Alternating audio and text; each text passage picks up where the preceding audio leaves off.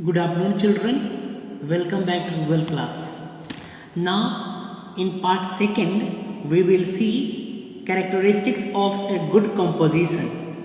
We have seen unity, order, and brevity. Now we have to see style and personal touch. So, style. The style of a composition must be designed, defined, and literally slang, colloquial terms, and free and easy constructions are not proper in composition.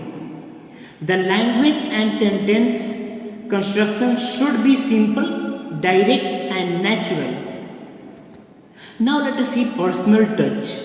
A composition should reveal the personal feeling and opinions of the writer. How does he feel about that particular topic or subject? It should have individuality in it. The personal touch should not be lost. If once you start means that should be there. These features are necessary in a good composition: suitable subject matter, proper arrangement, and adequate power of expression. Where all these three are present, the composition will be interesting if all these three are there points. Now composition writing tips. Put a suitable keyword, frame your sentences properly, explain your idea, use active verb, revise your composition.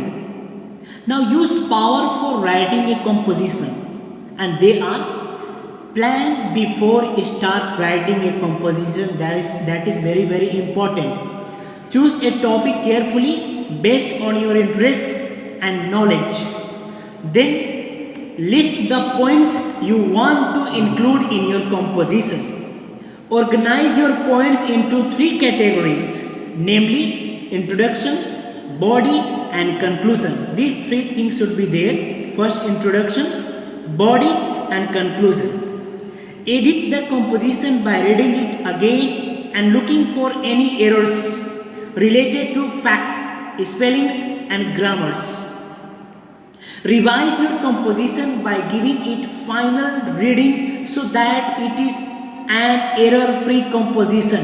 Read again and again and make some certain corrections as far as possible. Thank you.